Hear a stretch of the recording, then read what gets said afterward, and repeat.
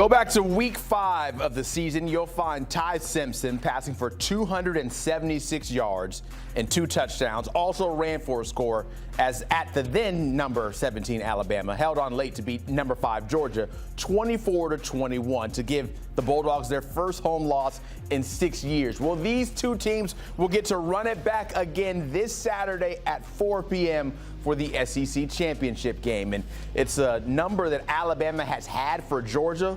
4-0 against UGA over their SEC championship games. That includes a 3-0 mark against Kirby Smart. But that Georgia loss was their only one of the year back on September 27th. And Kirby Smart has struggled against Alabama 1-7. So now to help us get set for the game, we welcome in Jordan Hill, who covers Georgia for 24/7 Sports, and Mike Rodak on the Alabama side of things, also with 24/7. Fellas, I'm excited for Saturday 4 Eastern to see this one play out. And you look at it, there's so much on the line with the playoffs looming. And Mike, I'll start with you here with this question. What's the pressure level to win and make sure there's no doubt when it comes to Alabama making that field of 12?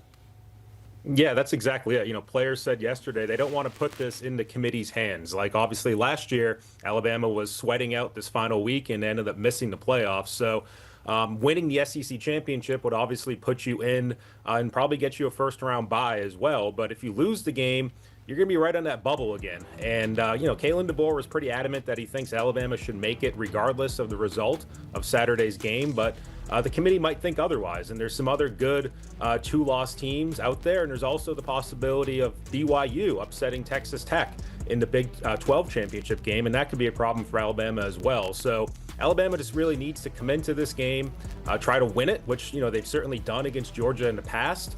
And if they do happen to lose this game, it is going to be a pretty nervous locker room after that game, because Alabama will be right on that cut line at number 10, assuming they stay there in Tuesday's rankings this week.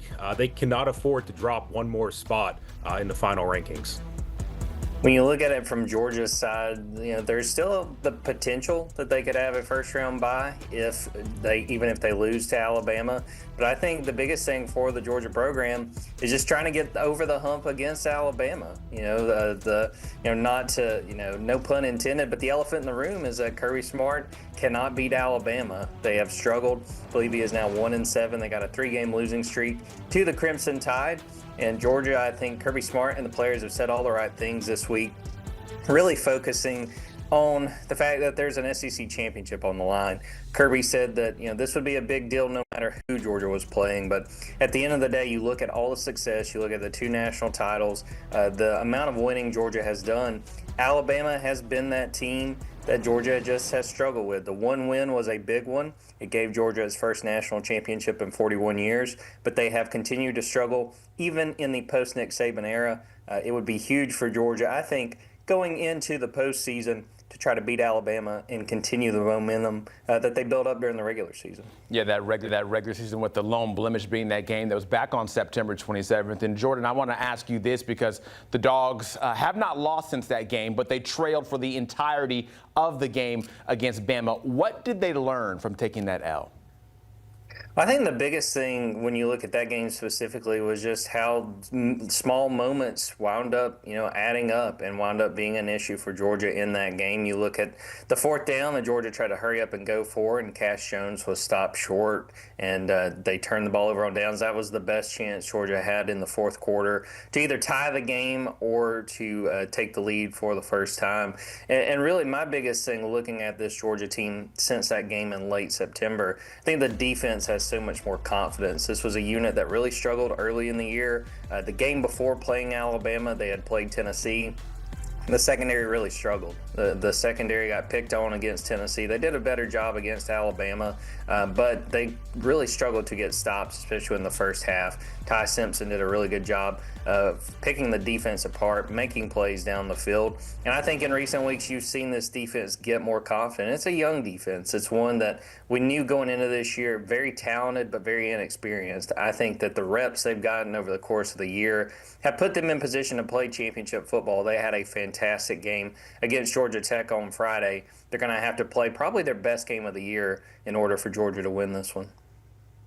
And for Alabama, that win in Athens was really their best win of the year, and it really showed off the identity of this team, that they were taking care of the ball offensively and they were taking the ball off of the team defensively. And that turnover margin was really fueling Alabama for a good part of this season.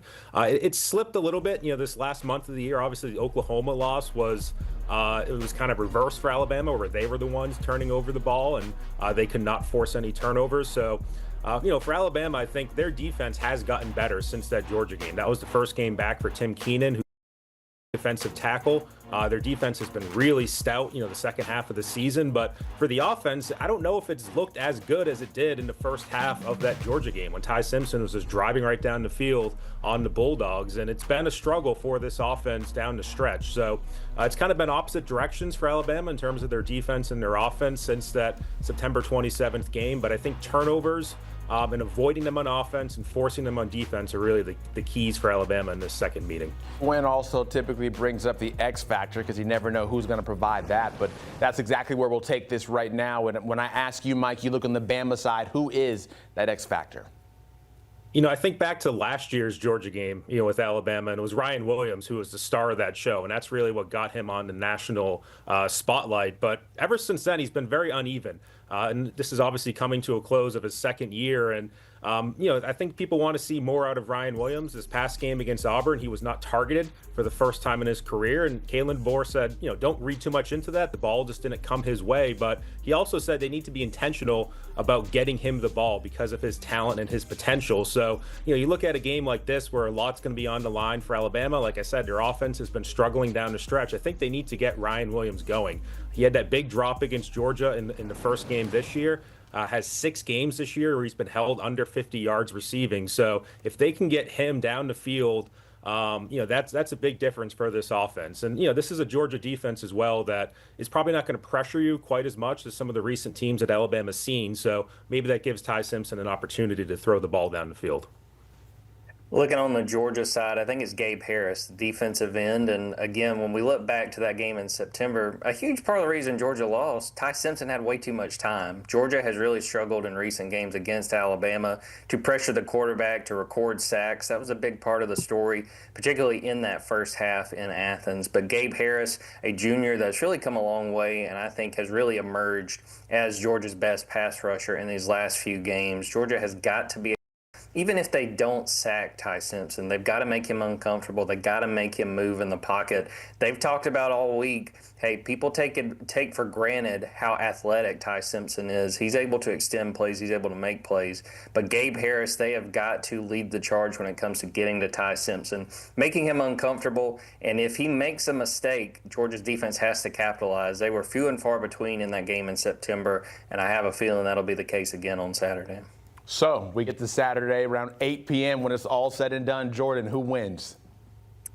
I'm picking Alabama. I've got Alabama 27-20. It's a situation where Georgia has been right there against Alabama going back, ever since that national title game that Georgia won. The Crimson Tide has just found ways to win these games, and it's very hard for me to see Georgia changing that in this one. The big situation, besides talking about Gabe Harris, pay attention to Georgia's offensive line. Drew Bobo hurt his foot against Georgia Tech. We are not expecting him to play, and that's going to be a redshirt freshman, Malachi Tolliver, playing in his place. This offense looked all out of sorts in the second half against Georgia Tech when Drew Bobo went out. I think it's going to be hard at times for Georgia to extend drives, to run the ball like they want to, and that was a big reason Georgia was on the verge of beating Alabama in September. So I've got Alabama 27-20.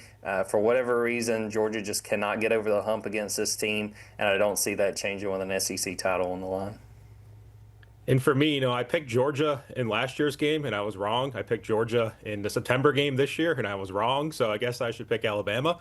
It's obviously a case of Georgia still being the favored team, but I like the way that Alabama matches up. As Jordan said, the offensive line for Georgia is a little bit banged up. Tim Keenan said this week that he feels like that's a mismatch for Alabama. Their defense has gotten better, but I think the key for Alabama is just not having the pressure on Ty Simpson that they've seen in this Auburn game, the Oklahoma game, LSU, South Carolina. That's 4 of the best defenses in the country that they've faced recently, and Georgia just doesn't quite have the same pass rush. So I think if you give Ty Simpson a little bit more time, he avoids the mistakes. If he's able to hit some of those deep shots down the field that he hasn't this year, that can be the difference for Alabama in this game. But it's going to be tough. I think if they played their best game against Georgia in September, they need to play an even better game in this one without Josh Cuevas, their key tight end, potentially without Jam Miller, their running back. It's also a banged-up Alabama team as well, so it's going to be tough sledding.